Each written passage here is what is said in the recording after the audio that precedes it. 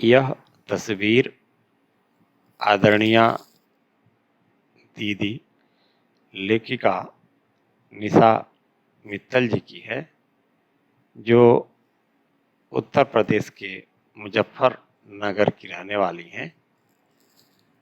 आपका जन्म 3 सितंबर 1957 में हुआ। आपकी शिक्षा दीक्षा एमए राजनीति विज्ञान और साथ में बीएड भी है। आपकी रुचि लोगों में जन जागरूकता पैदा करके समाज में व्याप्त विभिन्न खामियों को दूर करना और नई दिशा प्रदान करने का है। इसी क्रम में आपके एक आलेख को हमने अपने YouTube पर जगह दी। हमने उनसे रिक्वेस्ट किया, उन्होंने हमारे निवेदन को स्वीकार भी किया और उन्होंने मुझे भेजा। हम इसके लिए उन्हें बहुत बहुत धन्यवाद देते हैं। आदरणीय दीदी निशा मित्तल जी, जो लेखिका भी हैं और इनके लिखने के तौर तरीकों से यह किसी विचारक से भी कम नहीं है। मेरे दृष्टि में आप एक विचारक भी हैं। इनका आलेख विश्व तंबाकू दिवस 31 मई के लिए विशेष तौर पर है। आप जो चित्र देख रहे हैं, आप आदरणीय दीदी निशा मित्तल जी की है। आगे हम चलते हैं। आपकी विभिन्न विधाओं की रचनाएं प्रतिष्ठित पत्र पत्रिकाओं में प्रकाशित व प्रशंसित हैं। आपका ईमेल एड्रेस है nisha.mittal2003@gmail.com। यह दर्शकों के लिए इसलिए हम बताना चाहते हैं कि उनके इस आलेख पर वे चाहें तो इस पर प्रतिक्रिया दे सकते हैं। आपकी प्रतिक्रिया का हमें इंतज़ार रहेगा और उस प्रतिक्रिया के आधार पर हम अगले अंक में फिर से किसी आलेख के साथ मौजूद होंगे। हम इसी के साथ जो महत्वपूर्ण चीज़ है उस विषय की तरफ आते हैं। धूम्रपान निषेध दिवस 31 मई। आप इसे देखें। सर्वप्रथम कोई भी एक चित्र 1000 शब्दों के बराबर होता है। आप देखें, आप सिगरेट को नहीं, सिगरेट आपको पीती है। इसका नतीजा सिर्फ मौत है। विश्व तंबाकू निषेध दिवस 31 मई। आलेख लेखिका निशा मित्तल जी का है। कैंसर तक पहुंचने का मार्ग गुटखा। अंतर्राष्ट्रीय तंबाकू दिवस 31 मई पर आदरणीय दीदी का एक आह्वान। क्या विडंबना है, एक और सिगरेट के पैकेट पर लिखा हुआ संदेश पढ़ते हैं, सिगरेट पीना स्वास्थ्य के लिए हानिप्रद है, गुटखा खाने से कैंसर होता है, और दूसरी ओर बहादुरी पुरस्कारों के लिए ब्रांड सिगरेट के बड़े बड़े विज्ञापन दिखाई पड़ते हैं, जो वीरतापूर्ण कार्यों के लिए पुरस्कार देते हुए दिखाए जाते हैं, मानो इस सिगरेट को पीने वाले बहादुर होते हैं।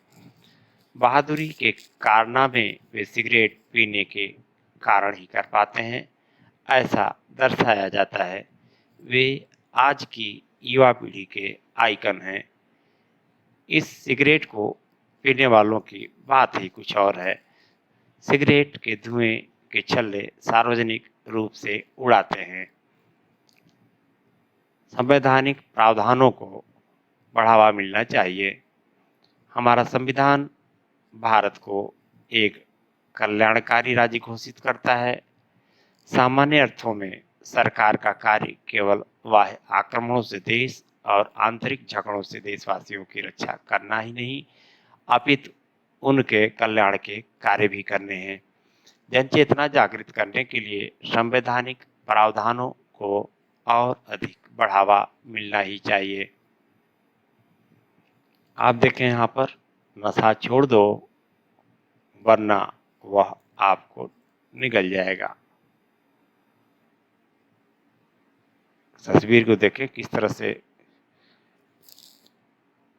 नशा करने वाला व्यक्ति नशे की चपेट में आता है।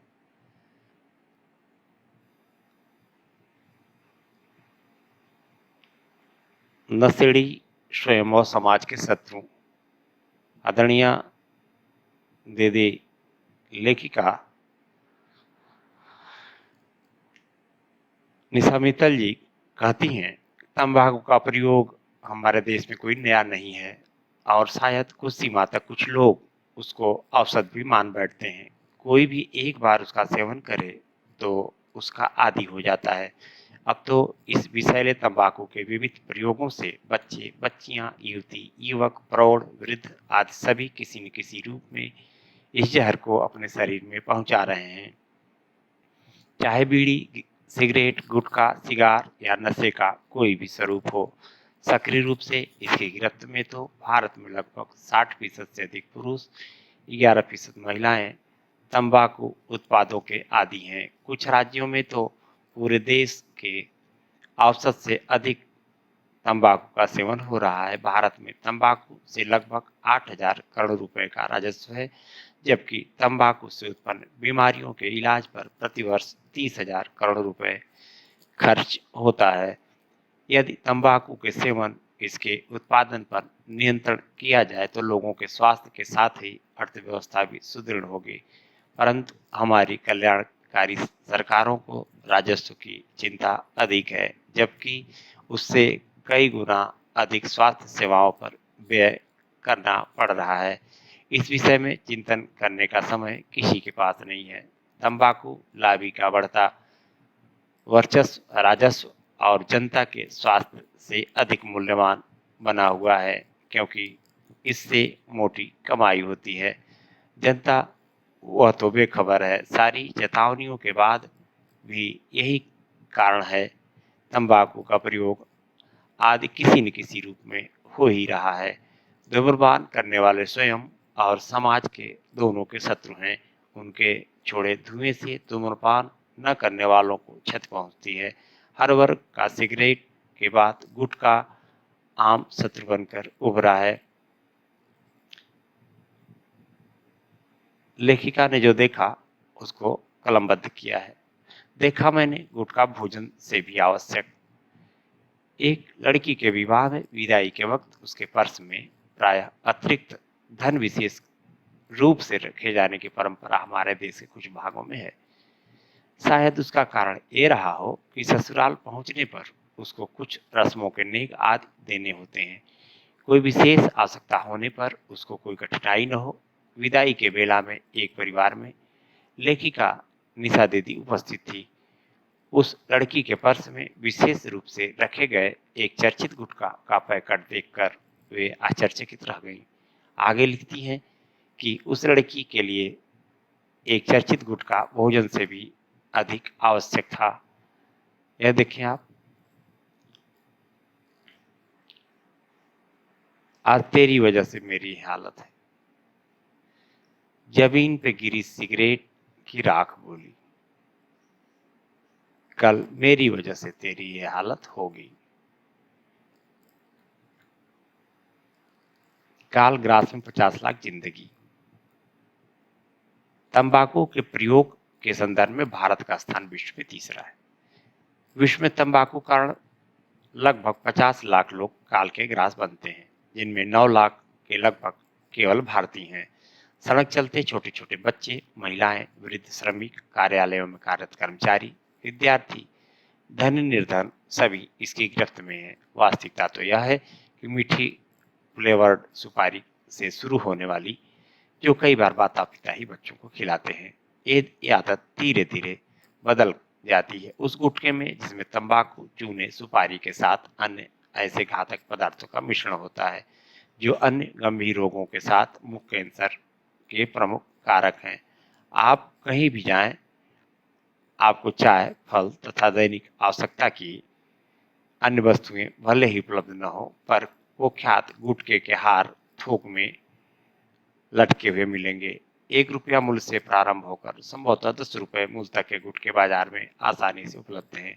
यह देखें तंबाकू के प्रयोग का असर सिगरेट में कैसे करते हैं, उसका प्रयोग, और उसके बाद हमारे फेफड़ों पर उसका क्या असर पड़ता है।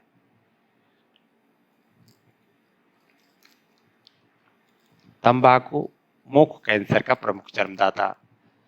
लेखिका निशा मित्तल जी कहती हैं कि विश्व स्वास्थ्य संगठन की रिपोर्ट के अनुसार आज विश्व में मुख कैंसर के सर्वाधिक पीड़ित भारत में है। इसका प्रमुख कारण तंबाकू का सेवन है।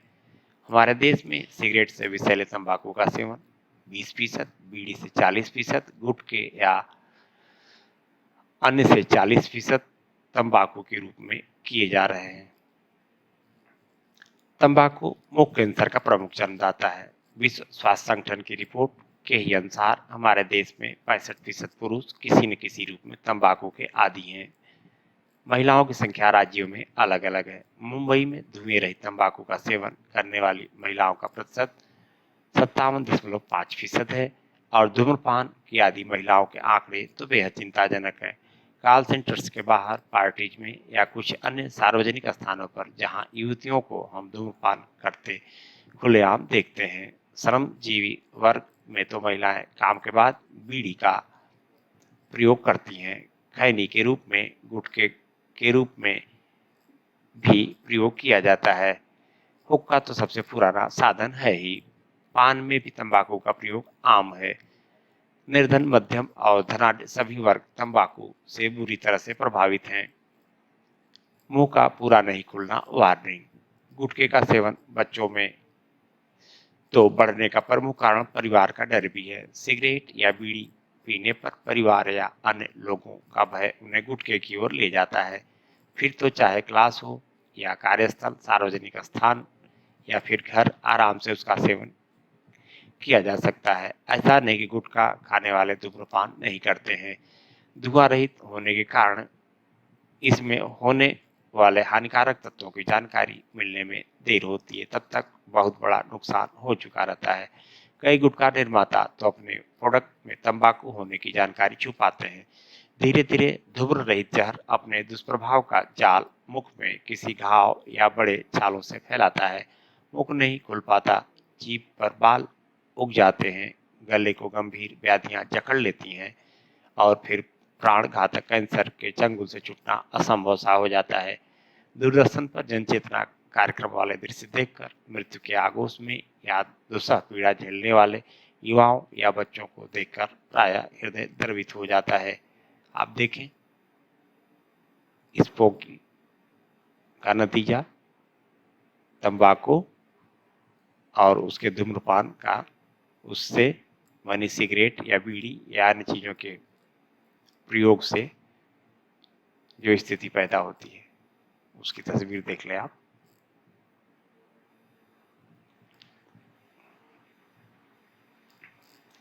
गुटखे के शौक में भूरे दांत।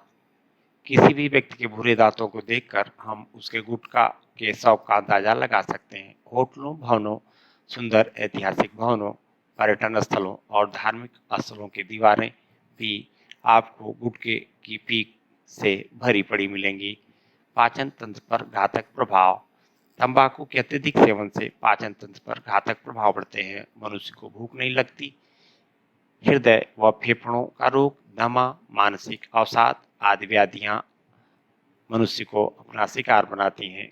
कूड़ा बीनने वालों व अति निर्धन लोगों को भ्रम में रखती हैं, क्योंकि तंबाकू के सेवन से उनकी भूख घट या बढ़ जाती है। उनकी प्रमुख खुराक गुटखा, बीड़ी और कई बार घटिया देसी शराब बन जाती है। लीवर व गुर्दे विनष्ट हो जाते हैं। उपचार में असहाय और पौष्टिक आहार से वंचित निर्धन वर्ग पछता कर भी कुछ नहीं कर पाता, तब तक उसकी जीवन लीला समाप्त हो जाती है। निदान के संदर्भ में लेखिका निशा मित्तल जी कहती हैं, समस्या तो विकराल है ही, समाधान पर विचार करें तो काम चुटकियों में होने वाला नहीं है। पोलियो परिवार नियोजन आदि जैसे नुक्कड़ नाटकों से दुष्प्रभाव समझाना, विशेष प्रदर्शनी आदि से सघन जनचेतना जगाई जा सकती है और उसके सार्थक परिणाम भी सामने आ सकते हैं। इस संदर्भ में सबसे अधिक दायित्व है फिल्मी अभिनेताओं, खिलाड़ियों, सेलिब्रिटीज का है। वो इन कंपनीज के ब्रांड का प्रचार न करें, अपितु स्वयं इनके दुष्प्रभावों को जनता के समक्ष प्रस्तुत करें। कुछ फिल्मी कलाकार स्वयं सार्वजनिक स्थानों पर धूम्रपान करके नियमों को तोड़ते हैं। सार्वजनिक स्थानों पर धूम्रपान करने पर तो कठोरतम प्रतिबंध होना ही चाहिए, साथ में उल्लंघन करने पर उन्हें कड़ी सजा भी मिले। सुप्रीम कोर्ट के निर्देशों के अनुरूप स्वास्थ्य विषयक चेतावनी को सिगरेट के पैकेट पर बड़े बड़े व स्पष्ट रूप में अंकित होने ही चाहिए। बीड़ी के पैकिंग में भी परिवर्तन करना अत्यंत जरूरी हो गया है। दुर्भाग्य से बीड़ी का सेवन करने वाले अधिकांश लोग अनपढ़ होते हैं, जिन्हें इससे होने वाले नुकसान के बारे में सही जानकारी नहीं होती। भयंकर रोगों की विभीषिका की जानकारी से संदर्भित बीड़ी के पैकेटों पर छपवाया जा सकता है।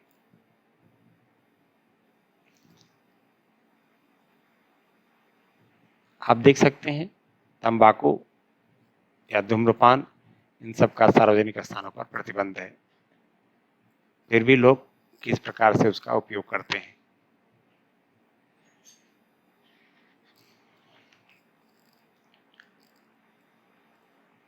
तंबाकू से दूर रखें बच्चों को।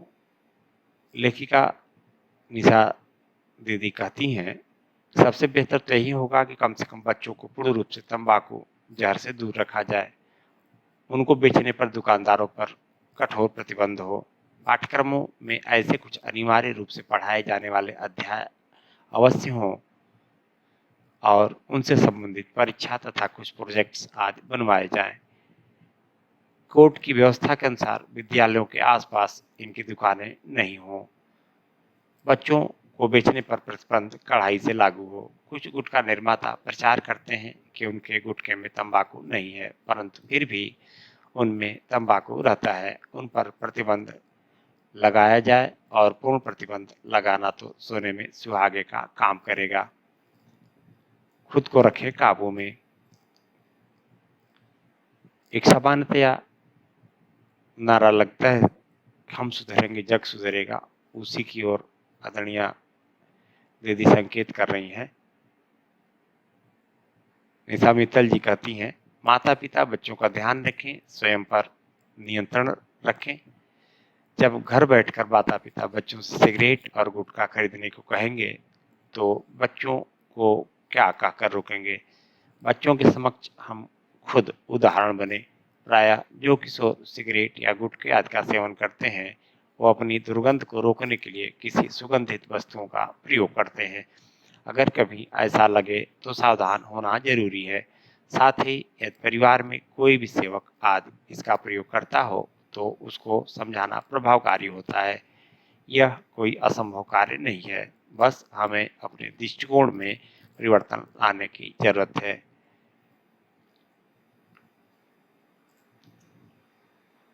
लेखिका निशा मित्तल जी आगे बताती हैं अपना राय। मेरा व्यक्तिगत मेरा अपना उदाहरण है, जो प्रयास करने पर 4 लोगों ने तंबाकू का प्रयोग छोड़ दिया। यद्यपि कुछ ऐसे भी हैं जिनकी सिगरेट नहीं छुड़ा सकी, लेकिन साहस नहीं छोड़ा हूँ और अब भी प्रयासरत हूँ। और जिनके अंदर आत्मविश्वास होगा, स्वाभाविक है कि वे धूम्रपान को एक ही झटके में इस विश्व तंबाकू दिवस पर छोड़ देंगे। वास्तव में तो इच्छा शक्ति ही प्रमुख है, जिसके बलबूते पर तंबाकू को छोड़ना संभव है। तो देरी क्यों, विश्व तंबाकू निषेध दिवस पर बीड़ा उठाइए और अपने स्वयं, अपने परिजनों, मित्रों और सेवकों आदि को प्रेरित करिए। अपने मूल्यवान जीवन की रक्षा के लिए तंबाकू का न तो सेवन करेंगे और दूसरे को भी सेवन करने से मना करेंगे। हम साधुवाद देते हैं लेखिका आदरणीय दीदी निशा जी को, जिन्होंने मुझे सही वक्त पर यह सामग्री उपलब्ध कराई। उन्हें और आप सबको प्रणाम करते हुए अगले अंक के लिए विदा लेते हैं। साधुवाद।